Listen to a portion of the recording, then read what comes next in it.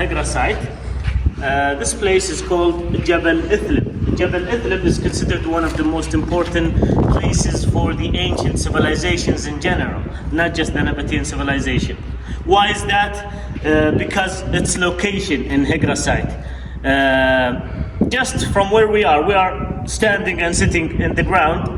Take a look over there. You're gonna feel that we are somewhere or somehow some sort of higher than the rest of the places.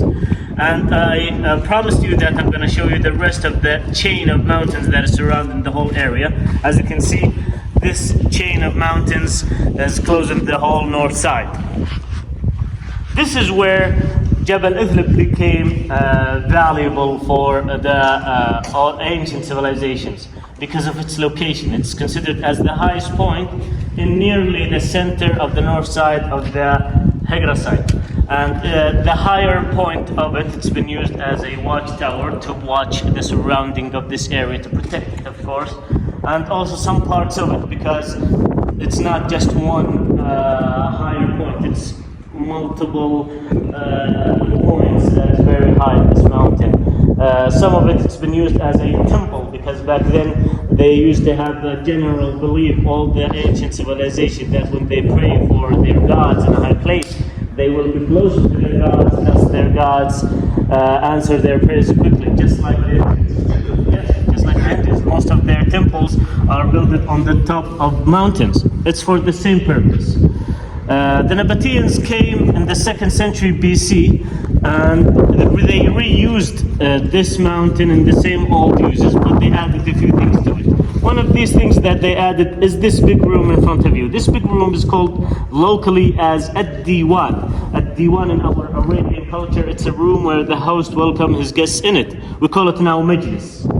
But this room, it's not used as a majlis to welcome the guests. This room, it's a gathering point for the politicians in the Nabatean society. So they all gather in this area, discuss the laws of the city, issue laws, etc. A lot of locals here believe that whoever carved this room is belonged to the Tamudic tribe due to the height of the roof. The height is exactly 12 meters, and the approximate height for the Tamudic tribe is 6 meters. So this is fit for them. But it's actually not built by the Tamudics. This is actually built by normal people just like us, which is the Nabateans.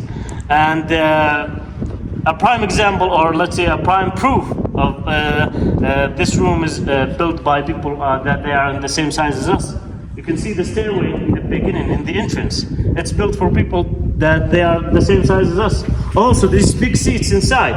You can see that it begins with a stairway that helped them climb it on the left side and also on the right side. But the one on the right side, it's eroded.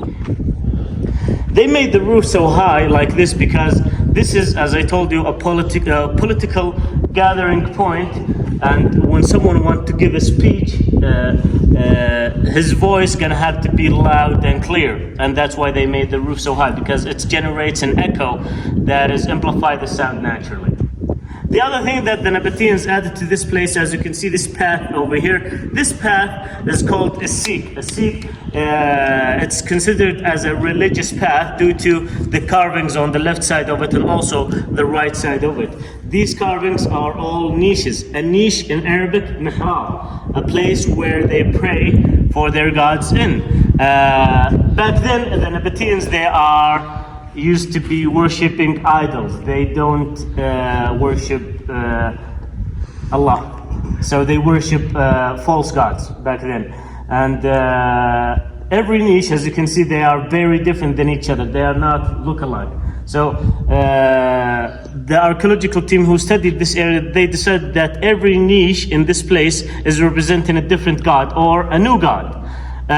This is indicate to us the philosophy for the Nabateans that they have some sort of democracy, or let's say some sort of freedom of religion. When someone is praying for a god different than theirs, he or she more than welcome to carve a niche for their god in this place and pray for it, just so they can feel that they are welcome in their kingdom.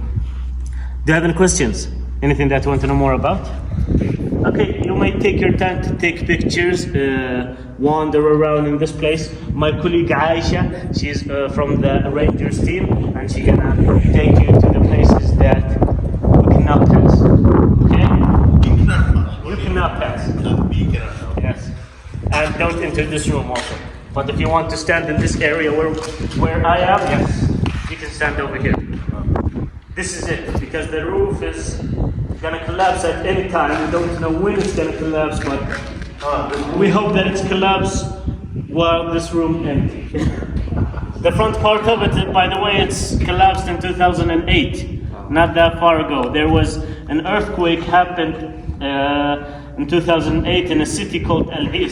عليه is like 3 hours south from where we are, and it is the strongest earthquake happened in the Arabian Peninsula in the 21st century. So that's why this part of the roof collapsed. But this right there is standard. This is Yes, it's eroded fast while people just stepping on it. 6 meter people. No, just people like us. Yes, like normal, yes. This is what people believe, what people think. Yeah, there's no proof of that, yeah. But this is the proof that it's belongs to people like us, yeah. Yes. Is there any way they which idols worship? Yes, we know 2 niches. Okay. There's one that is look like a pillar. Okay. That one is called A'ra, so it's naked.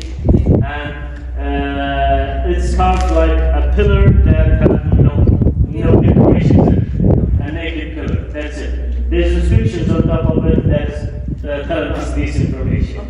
And the other one next to it, it's belongs to Dushara. Because we know Dushara now, for now we know Dushara, which is the eagle. Because the eagle is also carved on top of it.